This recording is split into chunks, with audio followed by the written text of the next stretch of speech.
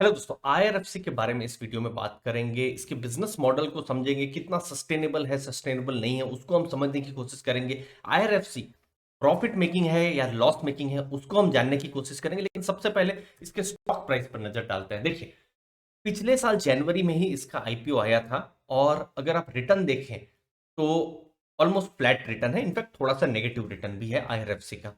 ये बात है कि कंपनी ने 2 बार डिविडेंड जरूर दिए हुए हैं इस अपने आईपीओ के आने के बाद दोस्तों। अब आईआरएफसी की जब हम बात करें तो सबसे पहले हमको इंडियन रेलवेज को समझना पड़ेगा और उनकी फाइनेंसिंग को समझना पड़ेगा। सबसे पहले जो रेलवेज के जो रेवेन्यू है वो आ रहे हैं, जो पैसेंजर ट्रैवल आप ट्रैवल करते हैं उससे आते हैं। फ्रीट जो है, मालगाड़ियां चलती है, वहां से उनको फाइनेंसिंग होती है, जो उनके खुद के इंटरनल रिसोर्स है। उसके अलावा उनको सपोर्ट मिलता है, जो जो ministry ministry of central government जो है, मिनिस्ट्री ऑफ फाइनेंस, मतलब जब बजट आता है तो बजट से उनको सपोर्ट मिलता है। और फिर तीसरी जगह से जहां से उनको फाइनेंसिंग मिलती है वो होती है एक्स्ट्रा बजटरी रिसोर्सेस। और यहां पर आता है आईआरएफसी की भूमिका। आईआरएफसी फिर जॉइंट वेंचर है, पब्लिक प्राइवेट पार्टनरशिप, इन सब जगहों से रेलवे को फाइनेंसिंग हो रही है या उनको रेवेन्यू या फिर उनको पैसे मिल रहे हैं, ऐसा आप सोच सकते हैं। अब फाइनेंशियल ईयर 2021 में जो एक्स्ट्रा बजटरी रिसोर्स थे उसमें से 67% पैसा जो है वो रेज किया गया था आईआरएफसी के द्वारा।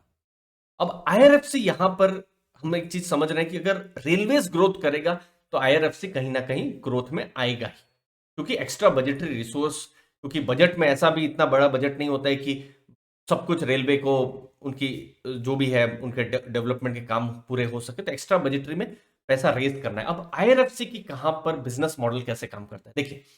आप डिब्बों में ट्रैवल करते हैं, समझ लीजिए जनरल हो या sleeper, third AC, second AC, first AC travel करते हैं। चलिए एक एग्जांपल लेता हूं। एक कोच में आप ट्रैवल कर रहे हैं, डिब्बे में ट्रैवल कर रहे हैं, थर्ड एसी का वो डिब्बा है, ठीक है। रेलवेज उसको चला रही है और रेलवेज उसको चला रही है तो रेलवेज को उसको रेवेन्यू मिल रहा है। अब जो टिकट देते हैं तो वहां से रेवेन्यू मिल रहा है, रेलवेज को मिल रहा है। लेकिन उसकी ओनरशिप होती है आईआरएफसी के पास से, क्योंकि ये अब इतना बड़ा डिब्बा है, ये इतना बड़ा डिब्बा करोड़ों का डिब्बा है, रेलवेज करोड़ों रुपए एक साथ नहीं दे सकते। तो क्या करती है आईआरएफसी, पैसा रेज करती है। आईआरएफसी के बॉन्ड ये सब आपने सुने होंगे, अलग अलग तरीकों से पैसा रेज करती है। पैसा रेज किया, उसके बाद डिब्बा जो है रेलवेज को दे दिया।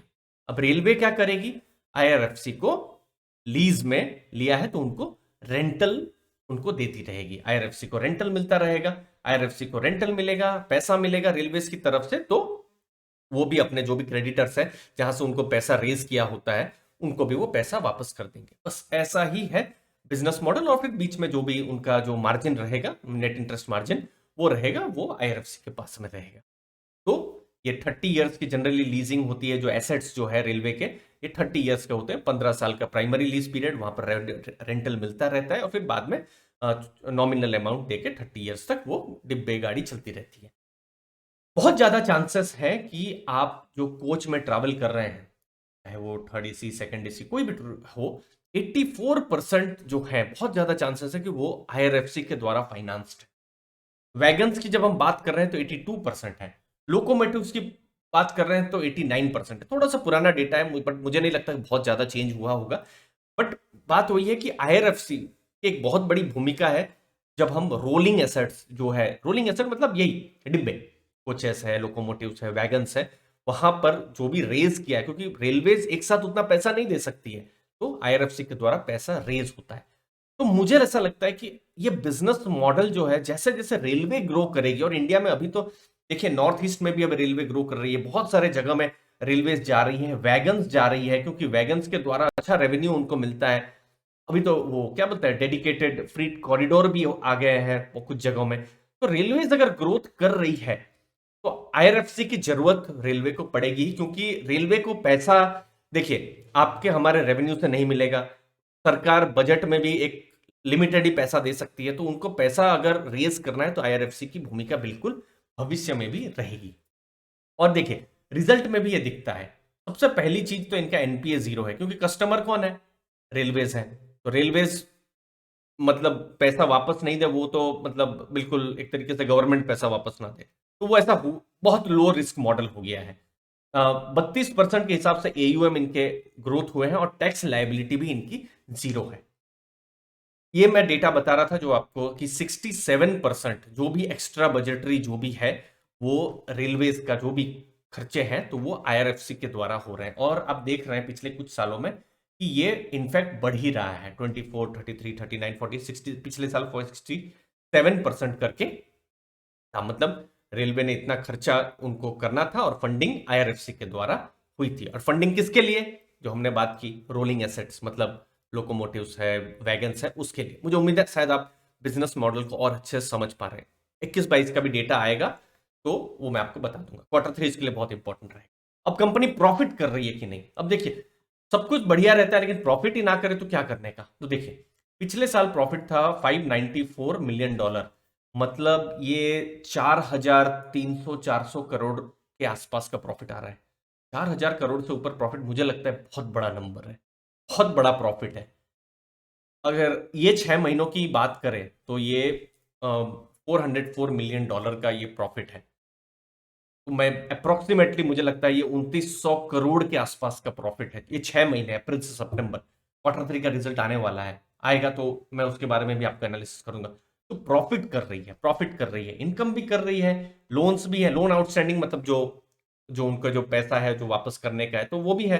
बट क्योंकि रिस्क लो रिस्क मॉडल है, क्योंकि रेलवे से उनको पैसा आता रहेगा और फिर बाद में ये भी अपने जो भी लोन्स है वो अपने अदा करते रहेंगे कैसे भी करके। तो वो एक इंपॉर्टेंट चीज है। तो रिस्क थोड़ा सा कम है इस मॉडल में। ये बाकी के भी बिजनेस मॉडल है। प्रॉफिट्स के बारे में जैसे मैंने बताया, 6 महीनों में प्रॉफिट $404 मिलियन का, मतलब लगभग 2,900 करोड़ के रुपए के आसपास। तो आप देख सकते हैं ग्रोथ 59% हुआ है पिछले साल के मुकाबले। रेवेन्यू फ्रॉम ऑपरेशन 26% ग्रोथ हुआ है। और प्रॉफिट आप देख सकते हैं पिछले साल के मुकाबले 59% का हुआ है। तो पिछले 3-4 सालों में उन्होंने कॉन्सिस्टेंट प्रॉफिट भी दिया हुआ है, लेकिन फिर भी स्टॉक प्राइस उतना बढ़ नहीं रहा है। और मैं खुद थोड़ा सा सरप्राइज हूं, आप भी अपने व्यूज जरूर बताइएगा कि अभी भी जो बड़े बड़े एफआईआईज हैं या जो म्यूचुअल फंड है शायद इसमें इंटरेस्ट नहीं ले रहे हैं। देखिए सितंबर में 1.06% था तो थोड़ा माइनर उन्होंने खरीदारी की है, 1.09%। और जब हम डीआईआईज की बात कर रहे हैं और खासकर म्यूचुअल फंड की बात करें तो 2.08 से 2.04 दिसंबर में थोड़ा सा माइनर उन्होंने बेचा है, एफआईआईज ने माइनर खरीदा है। और ओवरऑल हम देखें तो ये ऑलमोस्ट बराबर ही है, ऐसा नहीं है कि बहुत खरीदा बेचा है।